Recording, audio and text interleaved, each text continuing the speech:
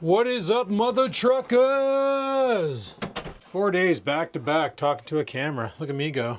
Holy. Trying to pump out that content because I'm trying to burn through the winter, boys. But I got something to talk about today. We got a couple things going on today. Number one, I want to talk about this new content I discovered that's not really new. It's been around for a while, and a lot of you are probably aware of it. Some of you are probably disgusted by it. Others probably think it's pretty cool.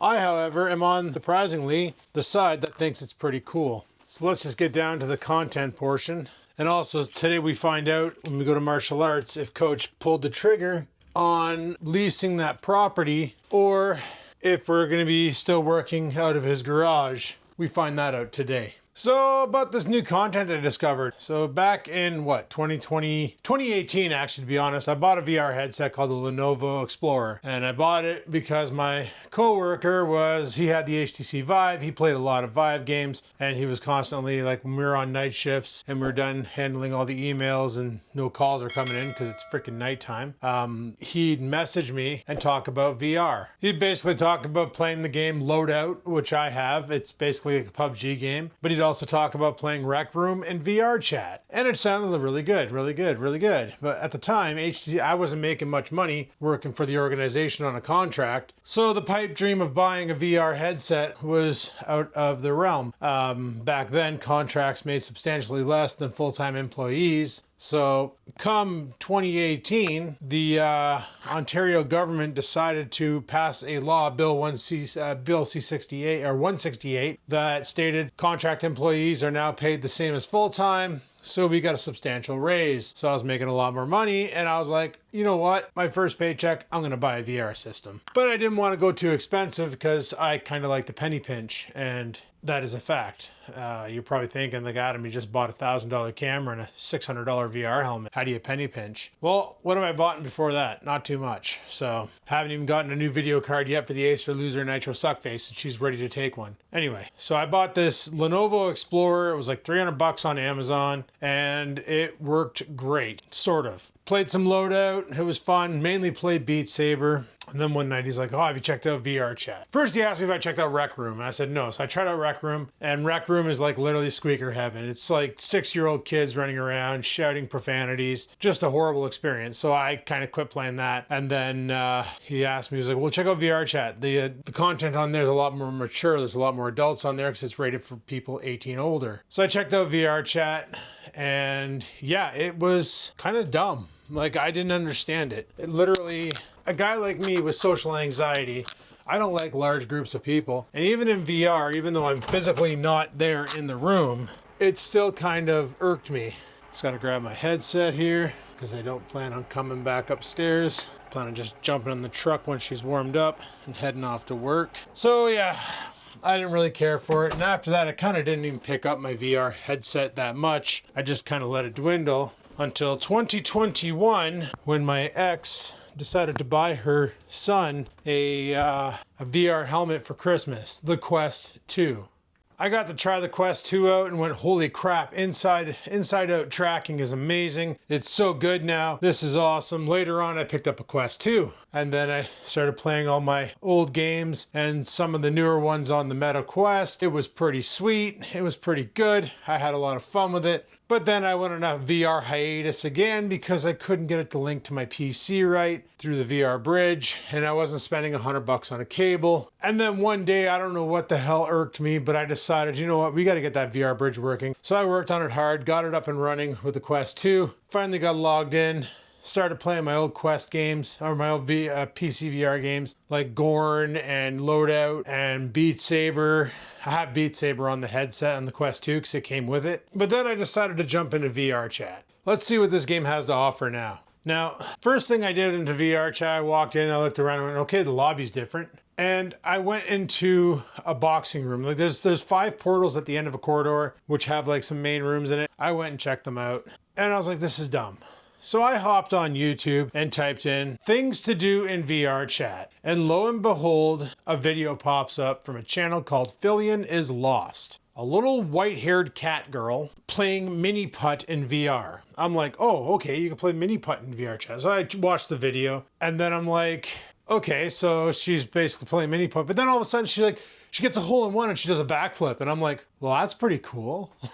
How do you do backflips in VR? After doing some digging, I discovered that she has so much invested into her VR setup. Full body tracking, I mean head to toe body tracking. HTC, the company that makes the Vive, makes these modules that you strap to your body. Your like feet, your knees, your hips, your elbows, and it can tell where your arms are. See, right now in with the Quest in its current form, if you're in VR chat on the Quest or on Steam VR, if you look left or right, your whole body turns left or right. Your body follows the way you're looking. With body tracking, if you turn your head left or right, just your head turns, your shoulders stay still, so like you actually have that flow. You can also get facial tracking, which she has. So when you blink in real life, your character in the game blinks. If you smile, your character in the game smiles. If you open your mouth without saying anything, your character opens their mouth without saying anything. You raise an eyebrow, your character raises an eyebrow. It gives you that full expression, that full immersion,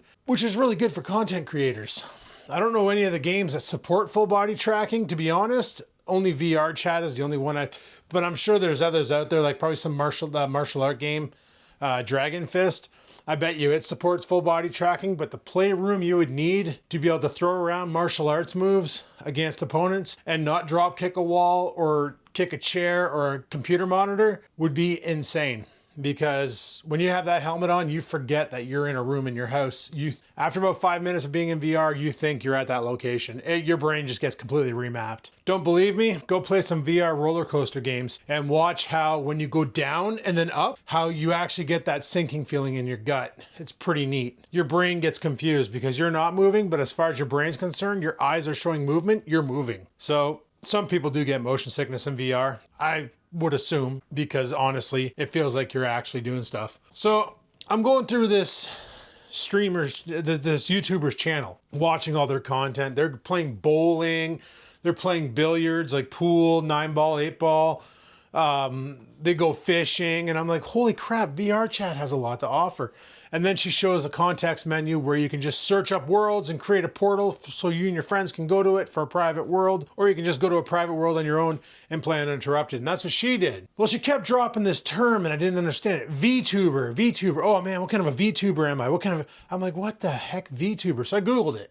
What's a VTuber? This genre started in 2016. There's actually corporations created to sponsor VTubing. What it is people who want to remain anonymous create an animated character, and that becomes like their webcam view. Like you remember how when I used to stream, I used to have the webcam in the bottom corner so you could see the expression on my face when somebody shot me or I got a kill or something, or if I did something really cool or something really dumb, you could see my expression. Well, these VTuber avatars basically do exactly that, and that's what she does. She's a VTuber. She does everything in VR chat, like everything. So I found her Twitch stream.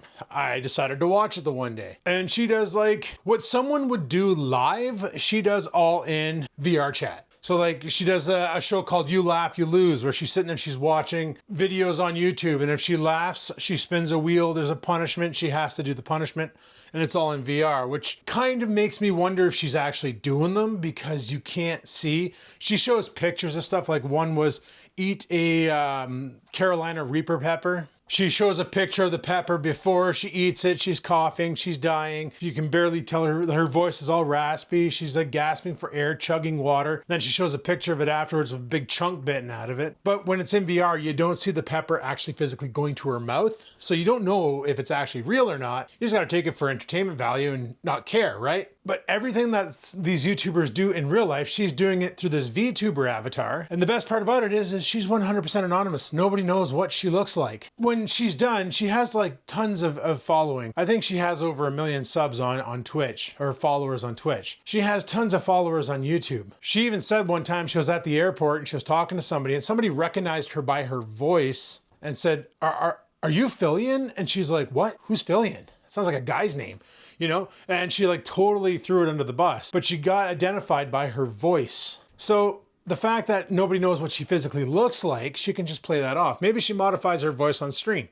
Sure sounds like it because she's like really high pitched and all of a sudden she gets really low and then really high pitched again, really low. It's like she forgets that she's putting on a voice for a show. Now, if you guys remember my Skivens in VR video where I literally had my avatar with my mohawk and all that, and I took you guys fishing, and I took you guys driving that car around and stuff. That's the kind of content she creates. She does that kind of shit with a bunch of other kind of shit, and it's pretty freaking awesome. So then I started browsing other VTubers to see, okay, well, if she's doing that, what are other people doing? And there's like no other VTuber out there that I've found so far that is like her. See, there's 3 types of VTuber models you can get. Oh, I'm blocking my mic, aren't I? One second, let me move my mic. That goes here. So there's 3 types of VTuber models you can get. They have PNG VTuber model, which is literally just picture, that has 4 states: mouth open, mouth closed, mouth open blinking, mouth closed blinking. And it literally detects as you're talking and blinking. Oh, there we go. Are we recording right now? Yes, we are. So those are the easiest kind of VTubers that you can build, is the PNG ones. And there's a free application that you can get to animate it, so on and so forth. And then after your PNG, which is like literally 4 frames, very, very basic, you have your 2D live model. You're probably thinking, what's the difference between PNG and 2D? Well, 2D is fully animated, like a 3D model, except for it's, as stated, 2D. You can turn left and right, move your head left and right, and it will try to follow your head using what they call rigging, basically moving textures from the front, to the front and to the back. So like your hair up front's the front texture and it has the most movement, and textures in the back don't. It's quite the process. I watched how to do it because I was curious on the technology before I even bothered making this video, because I've been watching VTubers now for about 2 months, trying to figure out this entire culture, this YouTube genre, because it was really intriguing.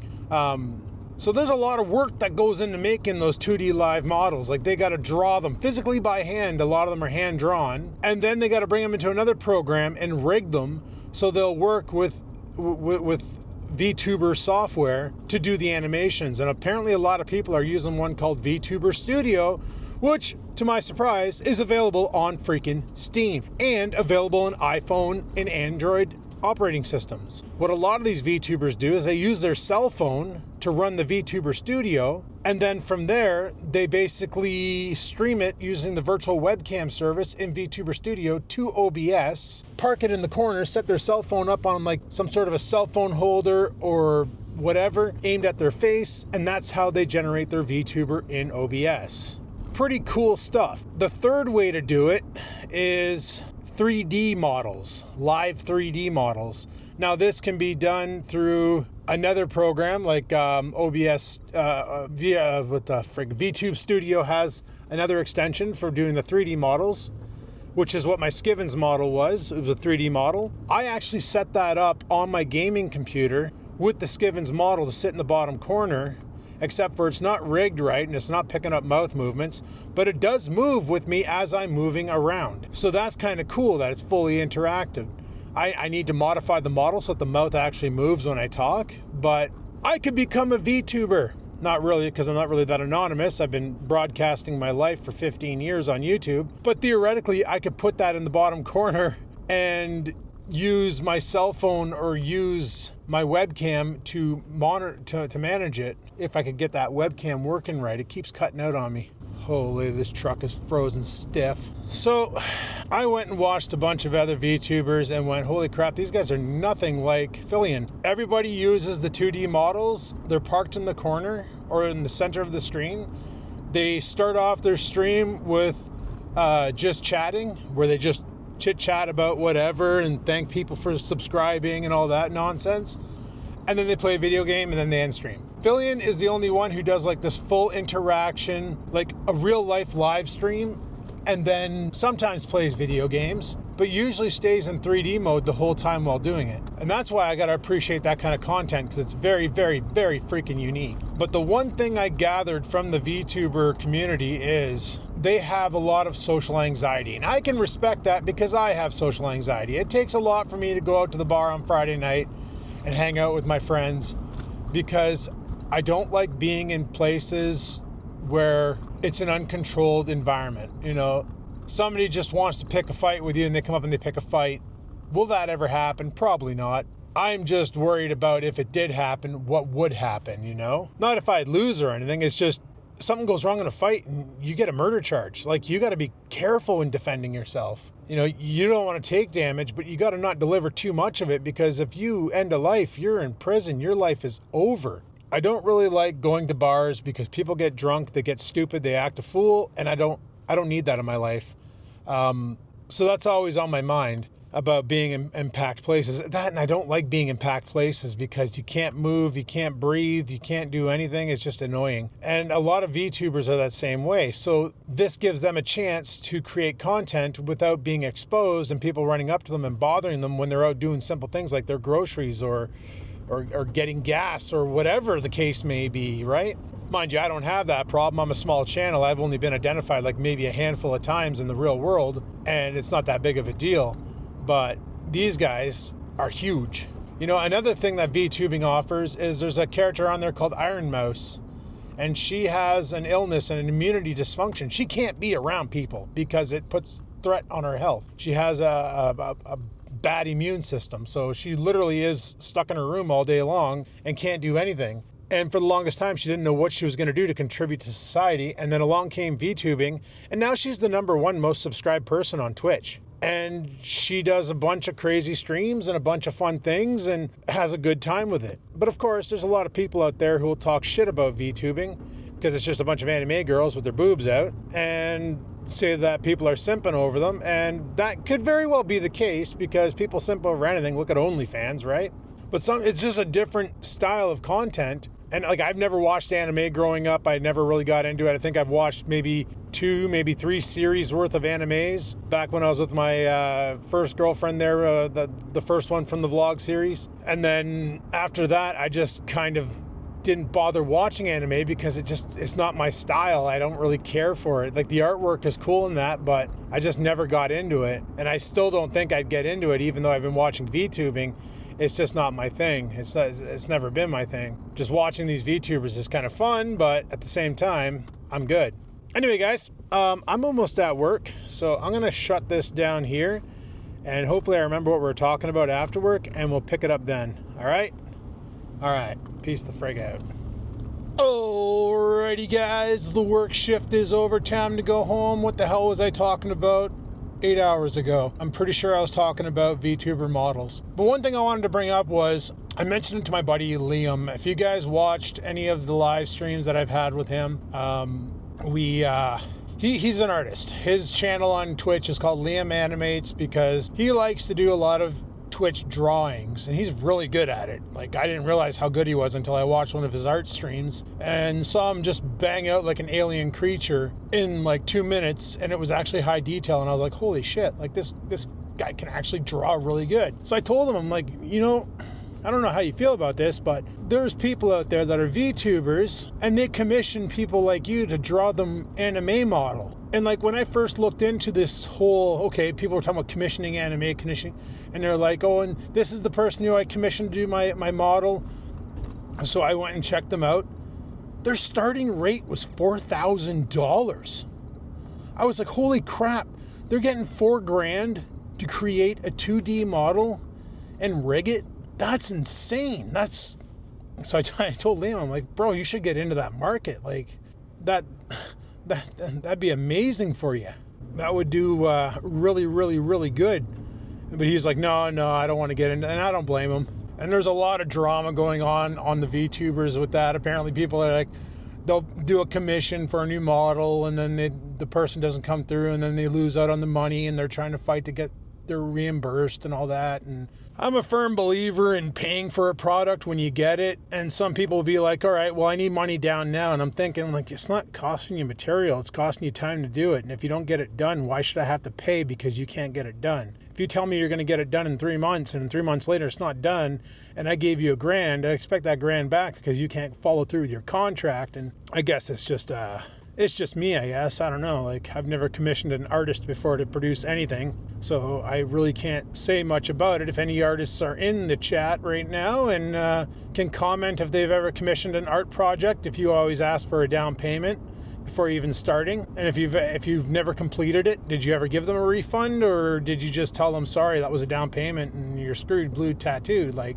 to me, a down payment should be like a deposit. And if you can't fulfill your part of the agreement, then you refund the deposit, like especially if the person who commissioned you to do the job pulled out because you couldn't fulfill your side of the agreement and meet the deadline, that deposit should be fully refundable. But then again, there is terms of services, right? Like you can do a terms of service where you put a deposit down, and if for some reason, even if the deadline can't be reached, it states in the terms of service that your deposit's non-refundable, then that's up to you to negotiate at the time of the deal. But I just couldn't believe that, like, some of these VTubers out there they're on Twitch getting like 60 viewers. And then they're like, yeah, I had so-and-so go and do a commission. And then you go check out the artist who commissioned it. And they paid $3,000 for a virtual avatar. And they're getting 50 viewers a stream, 100 subscriptions a month, which is $500 a month. So it takes them 4 to 5 months to 6 months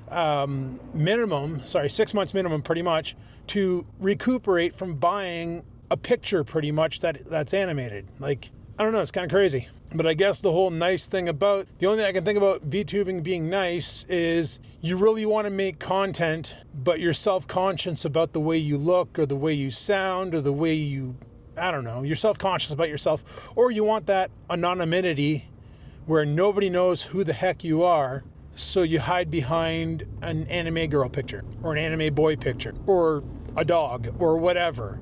You're basically, your brand is whatever your anime character, your little avatar is. But it's such a weird, like, I don't know how I never knew that this culture existed, but apparently it's been around since like 2016. It started off in Japan and it only started blowing up in North America in like 2018, 2019. And now there's like corporations like there's one called like HoloLive, another one called V Shoujo, which is like a Japanese one. And they hire these VTubers, bring them into a corporation and help them build their brand and grow. And it's like the old, you remember back when I was with Full Screen or with Red Light Broadcasting, and there was another one I was with, it was too long ago, can't remember. But I was with all these like YouTube networks where they take a cut and they're supposed to like help you grow your channel. Well, this just in, you make more money on AdSense than you did with these social networks. They take a cut and they gave you nothing in return. They never helped promote your channel. They never helped boost you. They never offered any support. You could reach out to them and be like, hey, can you give me some advice on what I need to do to get my video seen more? And they would never respond.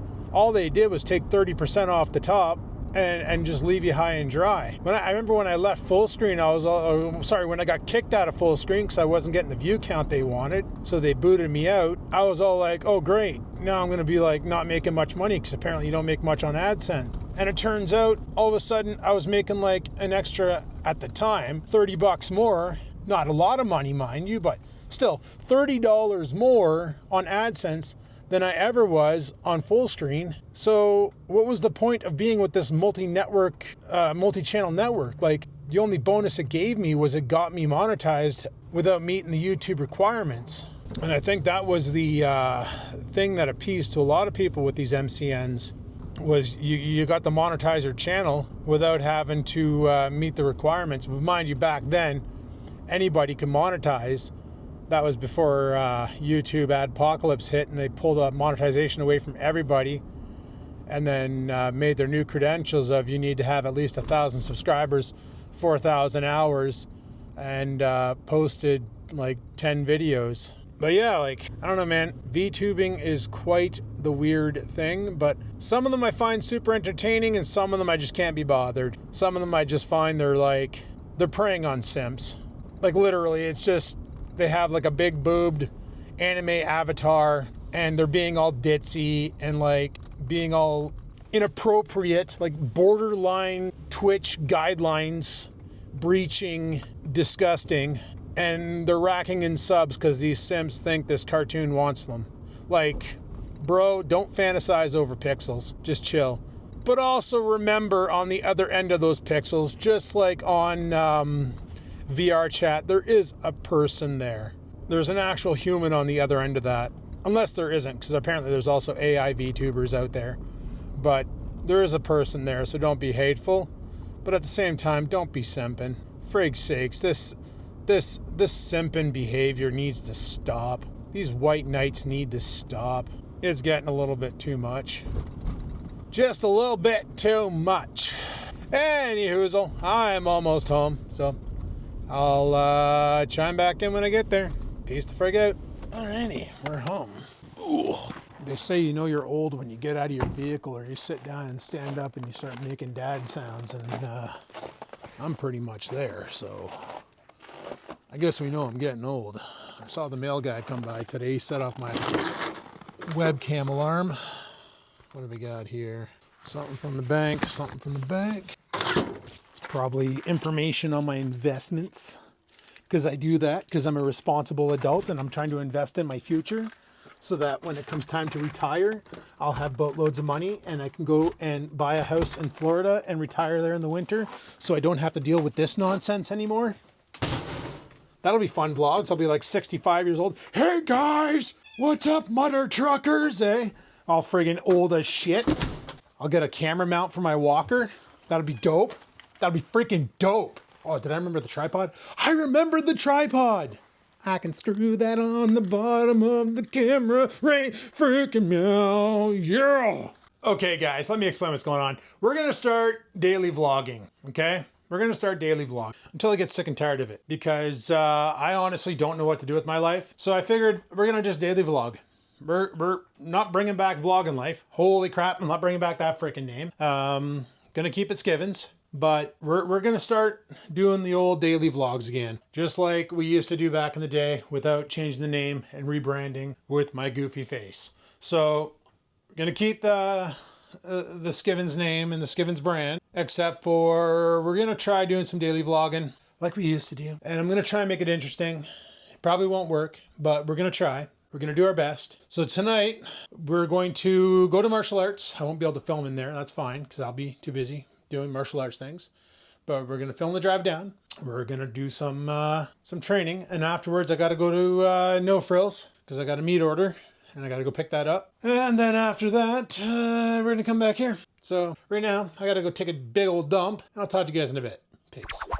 Alrighty guys, time to head off to martial arts. Let's see if Coach sealed the deal on the new gym, or if we're going to be working out of his garage indefinitely until we find a place in town that's good enough to rent. This is my combat bag. I got my gloves in the back, foam nunchucks in the front. Under here we got my sticks, my foam padded hit stick, the tomahawk. Up here we have the crambit, some extra hockey tape to repair some sticks. And down here we have a training knife. And like I said, nunchucks are in there. We got everything we need for tonight, and then some. Truck is fired up. I was like, where's my keys? They're in the same hand as my camera. Let's go put in some training and see if we got this new building wherever the heck it is. It's roughly in the area where I mentioned on yesterday's video, but to be fair, I don't even know where the heck that is, even if that's the right place. So we'll have to wait and see.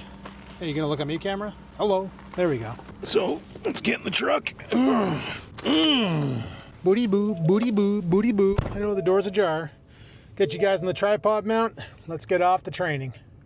See, the one nice thing is if we end up moving there March 1st to this new location, is that it's closer to home for me, so I have less of a travel to get there. Right now I gotta drive pretty much across the city, which isn't that big of a deal. I don't live in a big city. Like North Bay is not that big of a city. It takes 15 minutes to get from one end to the other end, which anybody living anywhere else is probably like 15 minutes. Gets you to your destination and it's in the same block. Probably not, but unless you live in Toronto, because traffic there sucks. So yeah, it'll reduce my travel time, which will be nice, which means I don't need to leave at 5:30. I can leave at 5:45 and get there for 6 easy.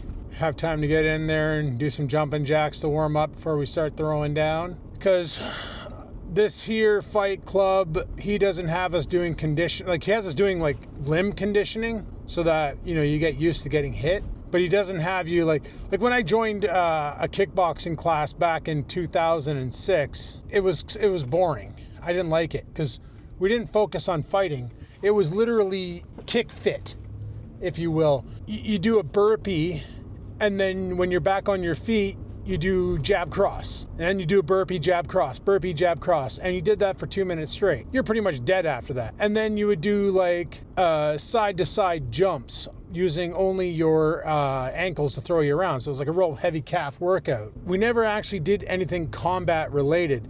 My first class was with coach was a free class, and the first thing we did was a stick Sinawali followed by stick disarms followed by stick chokes, like stick locks, where you like come at the guy, put him in a stick arm bar, and then turn it into a Kimura with the stick. I was like, holy shit, this is freaking cool. Like, I was really into it because we were getting knee deep in the dirty right away. Like, this is what I was looking for in a martial art for the longest time. I did karate, Shotokan karate, got my green belt back in, I want to say 95. I did it from 95 to 98, and then my sensei kind of left the country because, well, he left the province. He was military, and Canadian military, you serve 4 years in one location, and then you're moved around. You get transferred to different bases around the country. So he was transferred to, I want to say New Brunswick. So once he transferred, there was nobody else to train Shotokan, so I just kind of gave up martial arts. And then in 2006, my girlfriend at the time heard about this class in town that taught Muay Thai, kickboxing, and karate,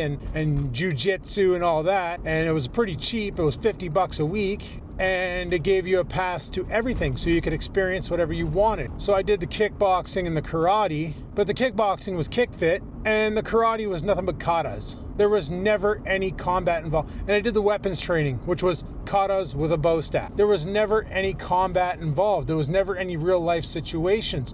You couldn't use any of this in a self-defense situation. I got more out of a self-defense class, which makes sense because that's what you're there for, is teach you how to, anticipate a punch and block it, and so on and so forth. Man, all the snow on the back of that Ford hatchback makes it look weird. I wasn't even sure. I was looking at a hatchback. I thought it was a sedan with a really tall wing. Anyway, I got distracted, and that happens a lot. It was literally just katas and a friggin' cardio workout, which at the time I needed because I was like 280 pounds. So, the cardio workout probably helped me trim a little bit of fat, but it wasn't what I was looking for. Like in Shotokan, when I did that there and during high school, Sensei Hennick was about teaching you to use karate as self-defense. He did teach you katas. You had to learn the katas to go up in belts because that's the way the system works. That's the tradition. The tradition is not fighting. The tradition is learning the katas to go up in belts. But we did do point sparring. We did do combat. We did kick each other. He did hit us with the rattan stick, with the shinai, which is a bamboo katana. He used those on us. Like, we learned how to take damage. We learned how to focus our energy. We learned how to fight. Worst case scenario, we could use it in a real world application where a lot of these karate classes in town now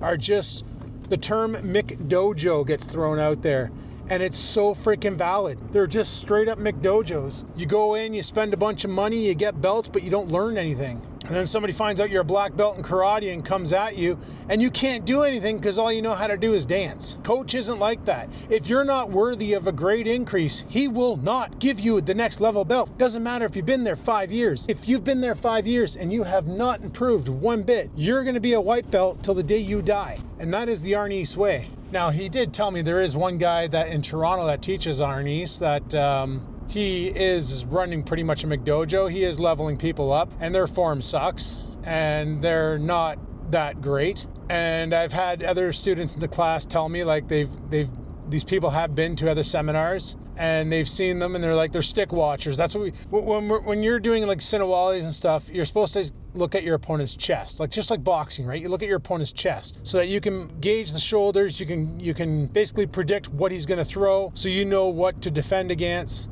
Depending on how that shoulder rolls or how that arm moves. You don't care about the face because they're going to be doing intimidation stares and stuff. You don't need that kind of nonsense. You don't need that kind of psychological warfare. You just keep an eye on the prize and strike, strike, strike. And when we're doing Sinawalis, I don't watch my stick. I don't watch his stick. I know where his stick's going because I'm watching his chest. So I know where my stick needs to be so I don't get hit by that stick. But then you get the stick watchers. where they're watching their stick and watching your stick and their head's moving around with it. And those people are the funnest to fight because they're so occupied on what your stick is doing and watching your stick that they don't realize you have another live hand in the form of a fist, and you can just straight up crack them one right in the face. Go low with the stick and they drop their head and you just straight up uppercut them. And they don't know what the hell hit them. It's great. It's awesome. It's fun. You know, you go high with the stick and they don't see that teep kick come in and you straight hoof them in the gut. Now they can't breathe and then you just beat the living shit out of them. Like it's stick watchers are the funnest to fight. So if you do modern Arnis, guys, learn not to watch the stick. Learn to predict the stick. You'll be okay. You'll be okay. But yeah, the main problem we've been having trying to find a place to train in this freaking town since friggin' COVID, and everybody in Toronto sold their billion-dollar houses and moved to North Bay and bought a bunch of houses way overpriced and jacked the market up, is they've also bought business fronts from places that closed down due to COVID. Now they want to rent them out at Toronto rates, but they don't want to fix them up. They're pretty much like in rough shape. Like Coach looked at one place, this place had water on the floor, the roof was shot, and they said, yeah, if you decide to lease the place, you're gonna have to get the roof repaired. You're going to have, I own the building, but you're going to have to pay out of your pocket because you're renting it to get the roof repaired, to get the floor fixed, to get the walls redone, blah, blah, blah. And a couple people fell for this, rented places like that, paid for all the renovation. Once it was all at the par, they ran their business for like 2 months, and all of a sudden the landlord came in, saw how nice it looked, started jacking their rent, and basically pushing them out so that they could turn around and sell it to turn a profit, because now it was no longer condemned.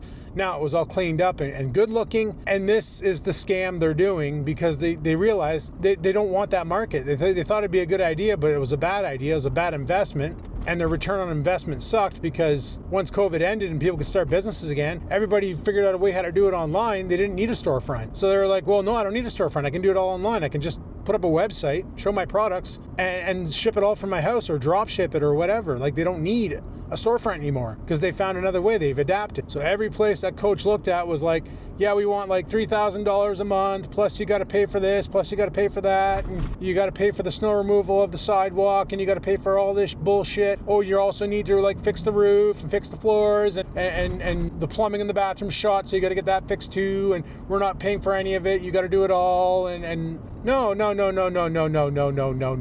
You own the building. Make sure it's up to snuff before you rent the cocksucker out. That's how it should be. You're the owner, fix your shit, and then rent it. Don't rent it in a condemned state and make the friggin' renter do it. And the renters who fell for this and actually said, okay, that sounds like a great deal, you know, I'll do it, maybe knock like $500 off a month, and I'll go ahead and I'll fix the building up, and then I'll start my business. It's their fault they fell for it. They should have just been like, no, and there was one martial arts class that actually did that. They ended up renting a building down on Castles and fixed it all up, got it all up to snuff, and they're being billed like next to nothing. They're $1,500 a month, which sounds like a lot of money, but in North Bay right now, not so much. And they put like a lot of money into fixing the building, put a brand new roof on the place, and got it all up and running. And then the landlord came in, started jacking the rates, started making fake noise complaints, getting the cops involved, all that. So they finally got to the point where they're pushed out of the building. Their lease was over, and they're like, yeah, we're not releasing to you. Have a nice day. You've been here a year. We don't want to release it. We're going to sell it. After putting all that money and time into it, and they freaking went and did that to them. So Coach doesn't want to fall for that kind of bullshit. I don't freaking blame him one bit, because, you know, he's looking for a place where he can go and he can start a business. Like right now, we're a class of 6. That's it.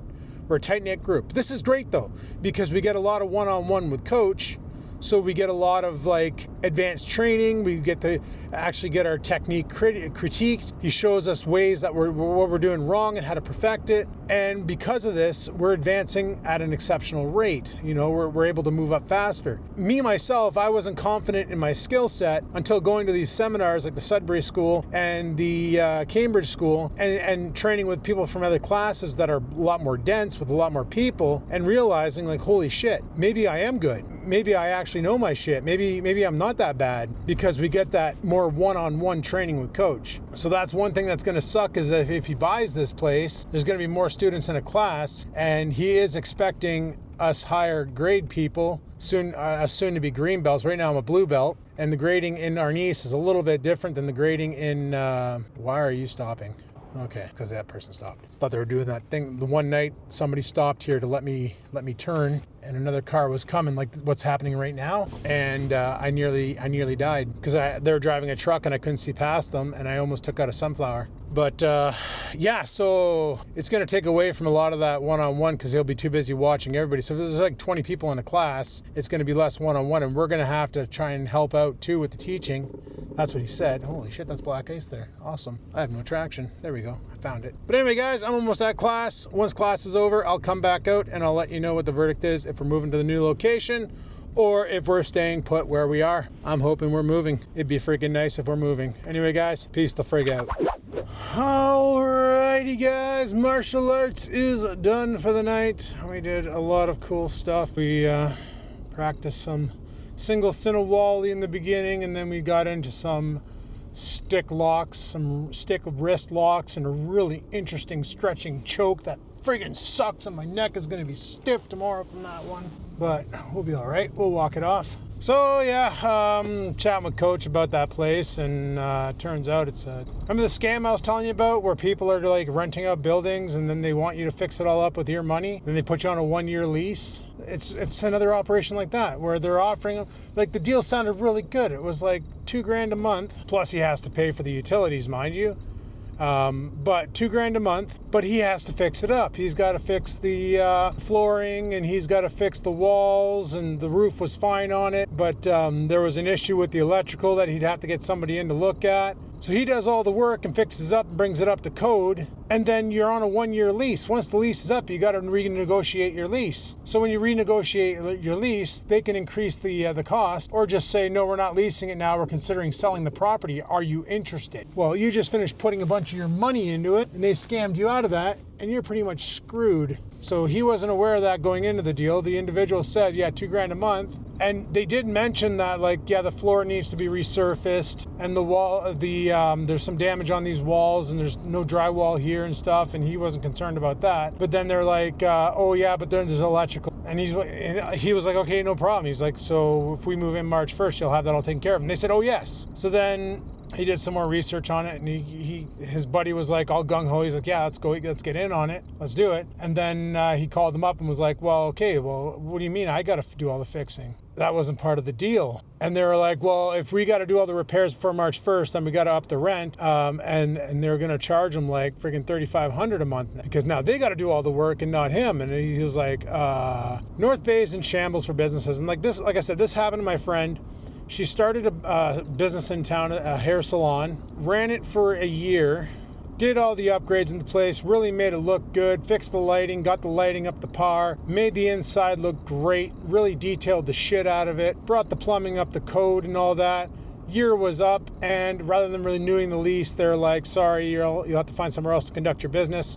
We're not renewing the lease with you because we have intent to sell. And that's unfortunately what happens. Now, they really want to sell it because right now real estate is worth a lot of money, at least up here in Canada. I don't know what's going on in the US. Things are getting weird down there probably now that Trump's in power. Maybe things are getting cheaper, more affordable. I don't know, because as I film this, Trump was inaugurated yesterday. So I don't know how much has changed over the time, over a month, but right now up here, real estate is still very, very, very expensive, not affordable. The market is starting to crash. And when that happens, there's going to be a lot of people that are literally going to be into a negative amortization period, which means they're making payments and the interest rate is going up. And what they're making payments on, the principal is increasing because the interest is going up. And they end up having, in order to be out of a negative amortization, they have to put more down on their payments than they're already making. And a lot of people can't even afford to make the payments they're making now. So this is going to create a supermarket crash. A lot of houses are going to foreclose and become bank foreclosures. It's going to be a real interesting time in Canada, unless things change. So now I heard on the news last night that apparently we're going to be going into an early election. Apparently the Attorney General said that, that's it. We need to go into an election. This is ridiculous. We have no government. We cannot hold Parliament off while we have Trump in the US putting 25% tariffs on Canada.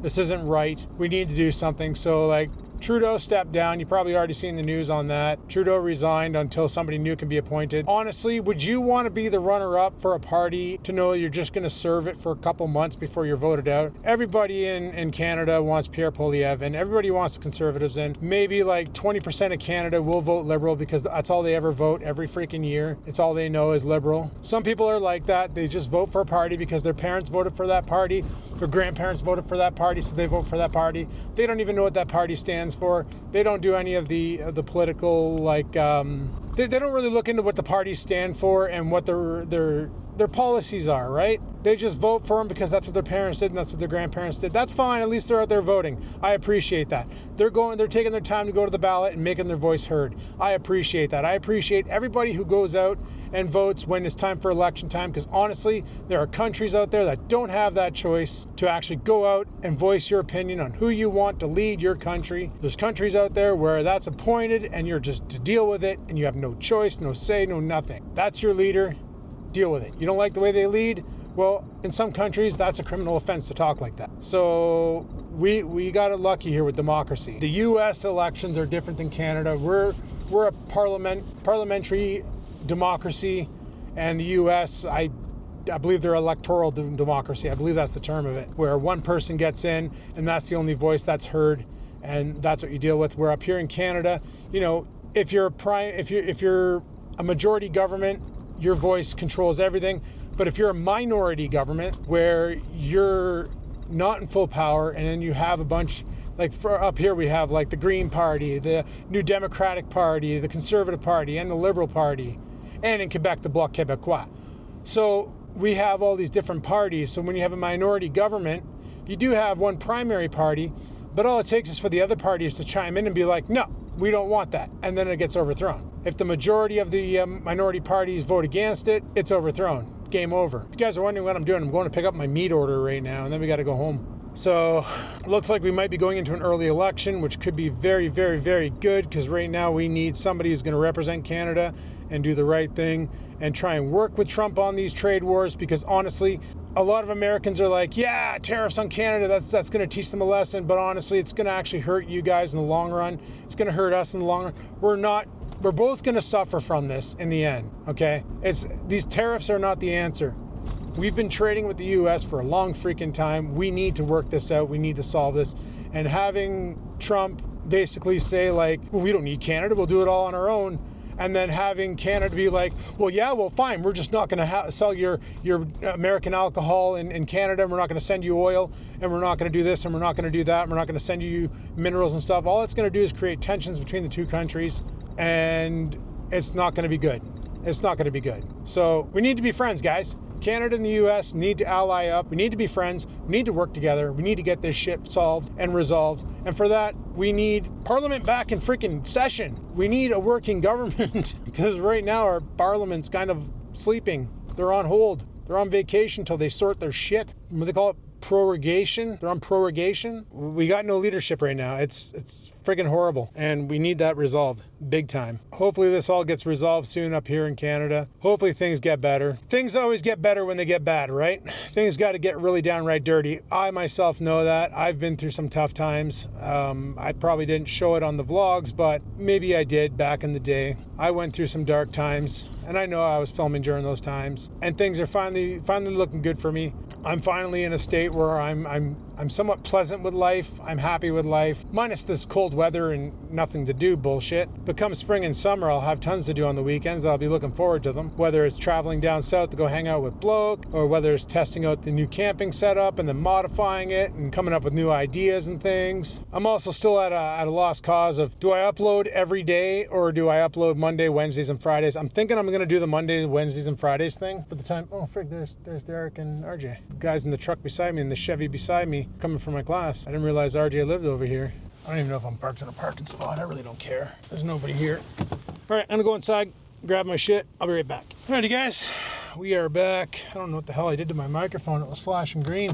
Here I was thinking it was gonna be like one big box of food, and it ends up being 3 medium-sized boxes of food. I don't even know what the hell I bought. All I know is it was $100 worth of meat. but I forgot what the hell I picked up. We'll go through it when we get home. I'll show you all the meat. All of my carnivore order for the week. Just kidding, it's not for the week. It's gonna last me a while. I'm just restocking my supply so that I have a lot in the fridge, even though I'm literally doing OMAD, 1 meal a day.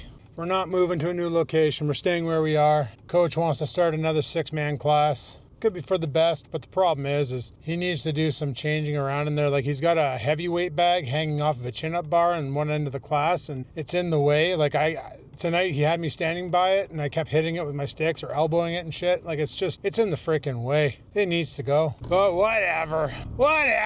We'll be all right. We'll be all right. Everything's gonna be hunky freaking dory, bud. One thing I can tell you for sure is I am thirsty. I haven't drank anything since 5:30. I had my last sip of water. Then I don't drink during class. I don't bother. There's guys there that's like, after every Wally, they're running to their water bottle and drinking. And then they're taking breaks to go for pisses and drink. I just power through, man. Power through till I get home, and then I'll rehydrate there. I got some, what the piss is that stuff called? Mio Hydration. It's like a powder you put in. It's got sodium and potassium into it, and it hydrates you. And it's like 10 calories per pouch, no sugar. It's good stuff. Does the job. But I probably won't eat tonight. I already ate today at lunch. I had some pepperonis from the store. That's my one meal for the day. 800 calories worth of pepperettes, boys. I could have a piece of chicken tonight, but nah.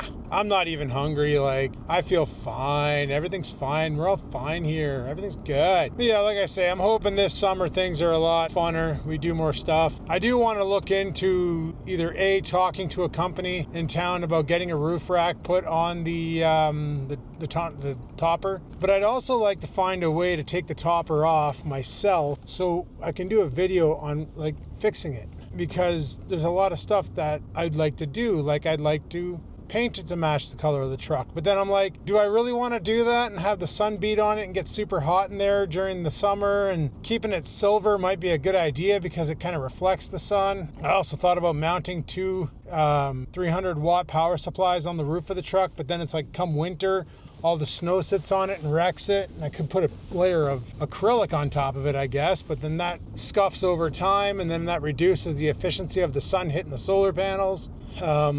It's like, what do you do, right? So I might not even bother with that. My portable panels fit up there perfect, and they're 240 watts a piece.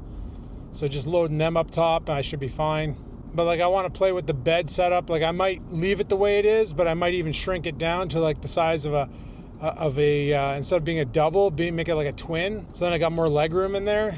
It's like I can sit on the edge of the bed, have a little table. So if it's like I'm camping and all of a sudden it starts raining and I got to hide for 20 minutes, I can just jump in the truck, sit down, and I don't have to lay down, and I can be comfortable in there. And like, so I can sit on the edge of the bed with my legs out at the tailgate, and I can sit upright fairly comfortably. But it'd be nice if I could actually sit sideways and have like a little table there or something and sit comfortably. I don't know. It's one of those things where this is the thing with truck camping. Like, even Mav on YouTube, you watch all the times he's changed his setup. He'll use it and be like, no, this needs to be modified. Oh, no, I need this, I need that, I need this. Driver's side rear tire just told me it's low. It's been like 25 PSI and it's telling me it's low at 27. That's cool. As long as it's not another case of the slipped freaking wheel weight where I'm pumping it up every 2 weeks.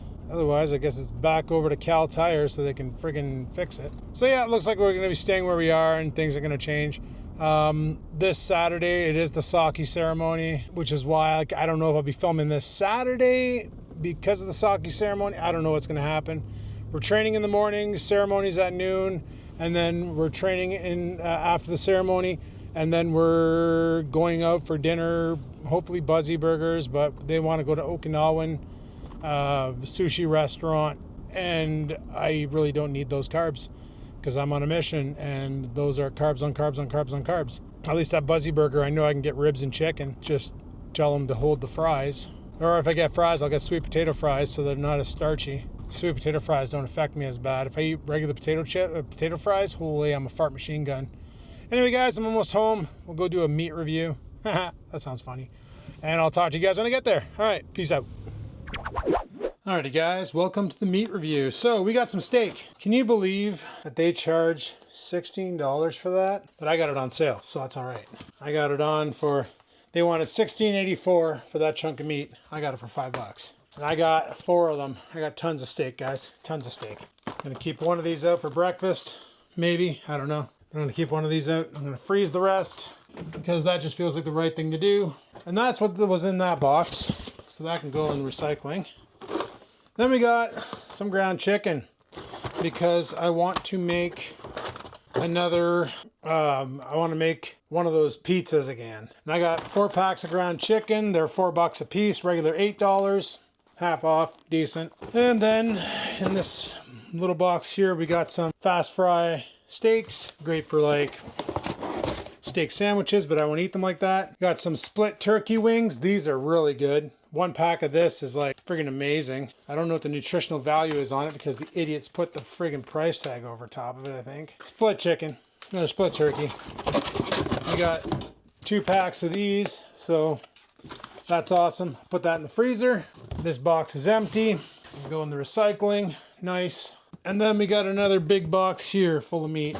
So we got 2 more packs of, oh, these are turkey drumsticks. Nice. Friggin' love turkey drumsticks. And then we got some chicken legs, chicken drumsticks, some more steak. Like I said, there was a lot of steak in this order, guys. And 2 packages of my favorite pork chops. Literally all meat, because that's all I eat nowadays, is just meat on meat on meat on meat. Alrighty guys, got my water. Gonna go chug this down. It's gonna be awesome. And that's pretty much going to seal the deal for today. So this is what I want you guys to do. Let me know what you want. Monday, Wednesday, Friday uploads, or do you want me to do daily upload? Like, what do you want? I can still be producing daily vlogs and uploading Monday, Wednesday, Friday until I get like a real big head. And then I can take time off or, you know, not record every day. Let me know what you want. I'm going to keep doing the Monday, Wednesday, and Fridays for now because I'm pretty much, this vlog here is what? It's going to go live when?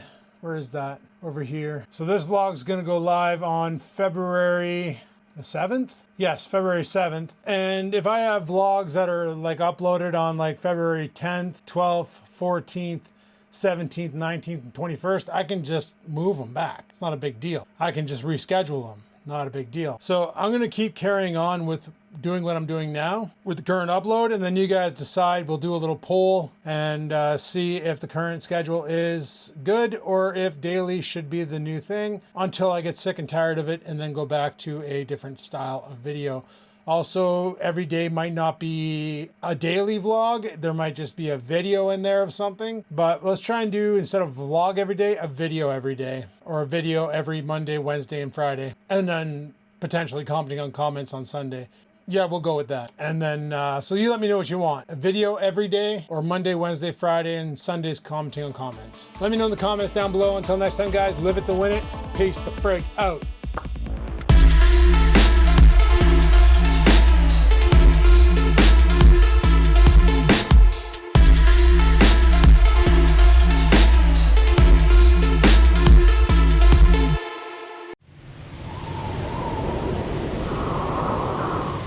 Sit, stupid, sit. Good dog.